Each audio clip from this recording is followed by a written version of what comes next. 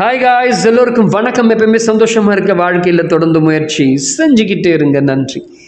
இன்னைக்கு நம்ம பார்க்க போகிற ஒரு விஷயம் என்னென்னா, நம்ம தொடர்ந்து பல சித்தர்களை குறித்து பல விஷயங்களை பார்த்துட்ருக்கோம். ஸோ தேங்க்யூ, நிறைய பேர் வீடியோ பார்த்துட்ருக்கீங்க அண்ட் சப்ஸ்கிரைப் பண்ணிகிட்ருக்கீங்க. ஸோ நன்றி. இன்றைக்கி நம்ம பார்க்க போகிறது ஒரு அற்புதமான ஒரு முறை கூட. அது என்னென்னா, அதாவது நம்முடைய வாழ்க்கையில் ஏதாவது ஒரு பிரச்சனை வந்துருச்சு அப்படின்னா இப்போ ஜாதகம் பார்க்க போவோம். அதையும் தாண்டி ஜாதகம் ஓகே, அது கொஞ்சம் அப்படி அப்படின்னு சொல்லிட்டாங்க, சரி ஓகே. அதையும் தாண்டி இன்னொரு ஜாதகம், அது என்னென்னா இந்த நாடி ஜோதிடம் பார்ப்போம். அதையும் தாண்டி இன்னொன்று ஏதோ ஒரு விஷயம் வந்து இருக்கும். அது ஏதாவது ஒன்று தாண்டி போகும்போது கடைசியாக ஒன்று வரும், குறி கேட்கும். குறி கேட்ப போவோம். இன்றைக்கி நம்ம பார்க்க போகிற இந்த குறியை பற்றி தான் பார்க்க போகிறோம். குறி கேட்டல், குறி. நம்முடைய பண்டைய தமிழக வாழ்வியலில் இந்த குறி கேட்குற முறை இருந்துச்சு. அதோடைய சரித்திர குறிப்புகள்லாம் நமக்கு இன்றைக்கி கிடைக்கப்பட்டிருக்கு. ஸோ அதை தான் இன்றைக்கி நம்ம பார்க்க போகிறோம். சரி, குறி கேட்டுறது உண்மையா, அது பொய்யா? ரெண்டாவது பட்சம். இந்த உலகத்தில் பிரச்சனையே இல்லாத மனுஷங்க யாருமே இல்லை. கூடி வாழ்கிற நிறைய குடும்பங்கள், அதுக்கு விதிவிலக்கே இல்லை.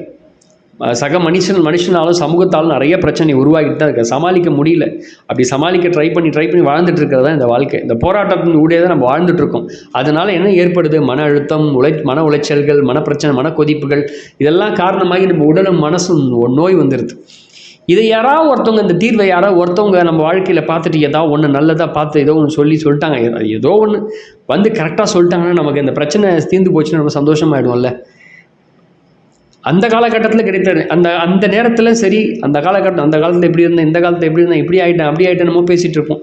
சரி, இதுதான் அப்படின்னு சொல்லி குறி கேட்குறவங்க ஒரு விஷயத்த சொன்னான், அவன் தீர்வு சொல்லிட்டான் அப்படின்னா நம்ம லைஃப் ஒரு ஆறுதல் கிடச்சிடும்.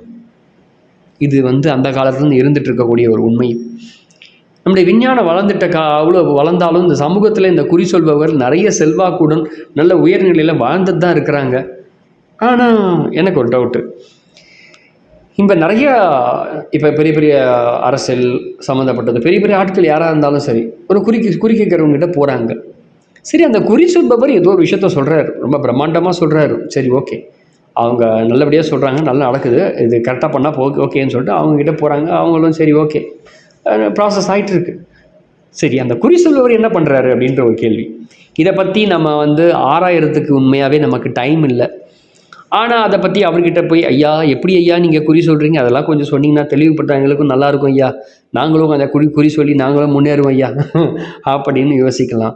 சரி, எப்படி குறி சொல்கிறது, எப்படி குறி சொன்னால் நல்லாயிருக்கும் அப்படின்ற ஒரு முறையை தான் இன்றைக்கி பார்க்க போகிறோம்.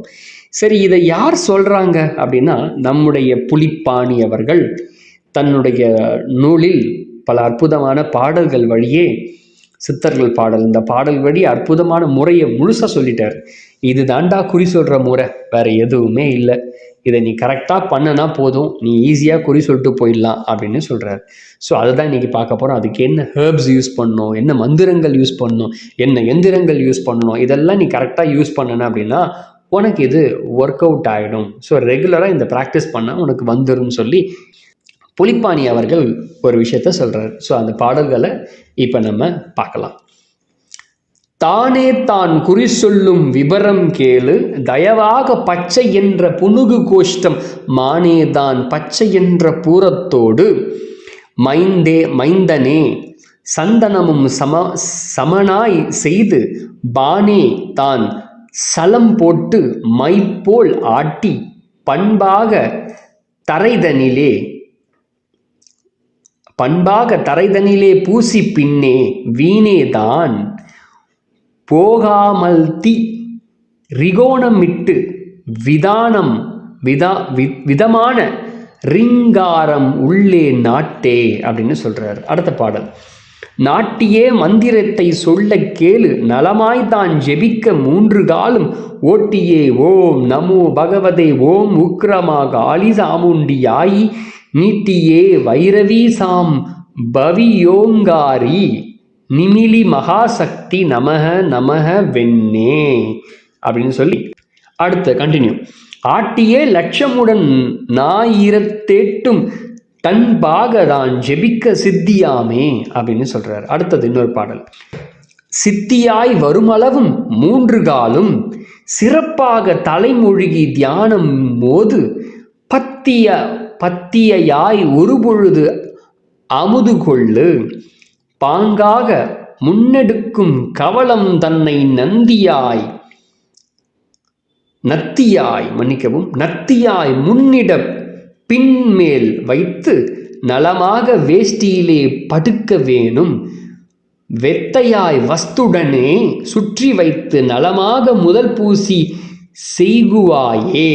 அடுத்தது, செய்யவே மண்டலத்தில் சித்தியாச்சி செய்தொழில்கள் இன்னதென சொல்லாச்சி பெய்யவே முன்னடந்த சேதியெல்லாம் பண்பாக நினைத்த எல்லாம் சொல்லும் பாரு ஐயனே புகை ஏதும் குடிகளாக தட்டை காயும் வெற்றிகளையும் மிகுந்து போடு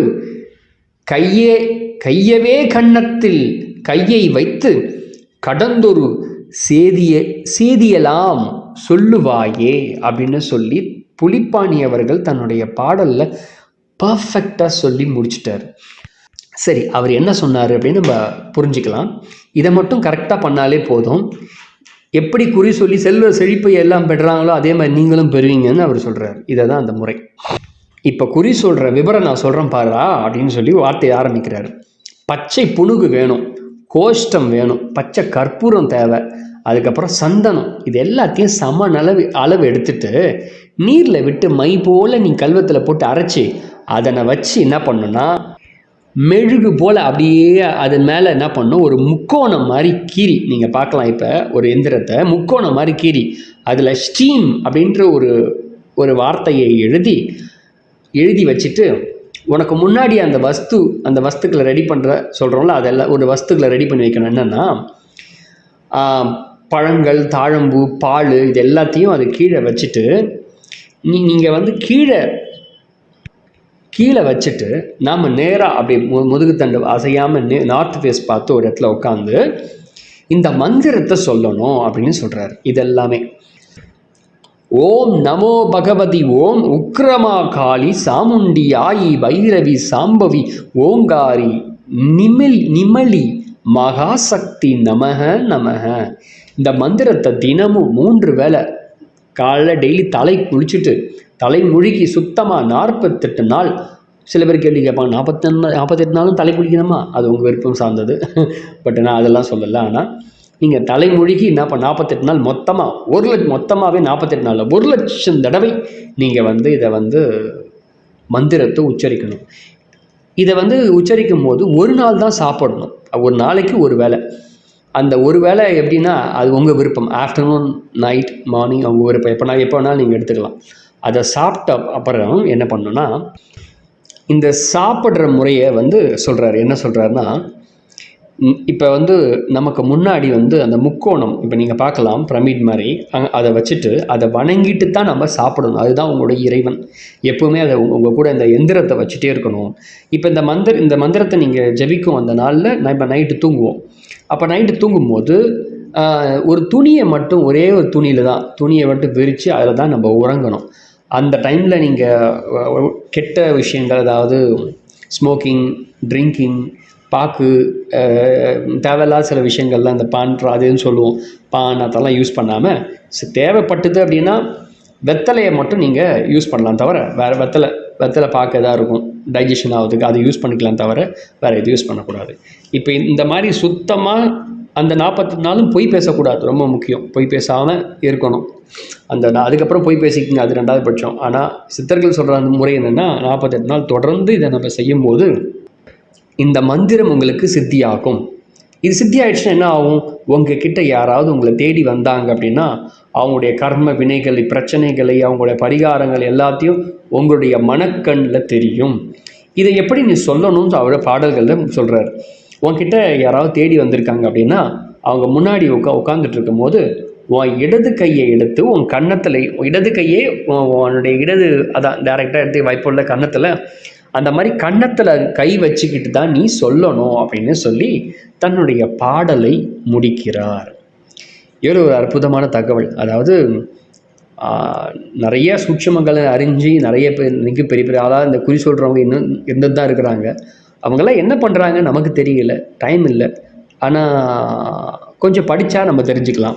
நம்முடைய புலிப்பாணி சித்தர் அவர்கள் அற்புதமான அந்த முறையை எழுதி வச்சிருக்கிறார். இதை தாங்க அவங்க பண்ணுறாங்க, காலங்காலமாக மறைக்கப்பட்ட ஒரு முறை இதுதான், இதுதான் அவங்க பண்ணி அந்த குறி சொல்கிற முறையை அவங்களுக்கு வருது, மனக்கண்ணால் எல்லா விஷயத்தையும் பார்த்து கடகடன்னு சொல்கிறாங்க அவங்க அப்படின்னு சொல்கிறாங்க. ஸோ விருப்பம் உள்ளவர்கள் நீங்களும் முயற்சி செய்து பாருங்கள். இது ஒரு அற்புதமான தகவல். புலிப்பாணி சித்தர் பாடல் புத்தகத்தை படிக்கும்போது தெரிஞ்ச ஒரு முறை தான் இது. So thank you very much. அடுத்த பகுதியில் வித்தியாசமாக வேறு ஒரு முறையை புலிப்பாணி அவர்கள் சொன்ன முறைகளும் அல்லது அகத்தியரோ சித்தர்கள் சொன்ன முறையை தொடர்ந்து நம்ம பார்க்கலாம். அடுத்த பகுதியில் வித்தியாசமான ஒரு முறை. நன்றி. ஃபர்ஸ்ட் டைம் பார்க்குறீங்கன்னா மறக்காமல் சப்ஸ்கிரைப் பண்ணுங்கள் அண்ட் நிறைய பேருக்கு ஷேர் பண்ணுங்கள் கூட. Thank you very much.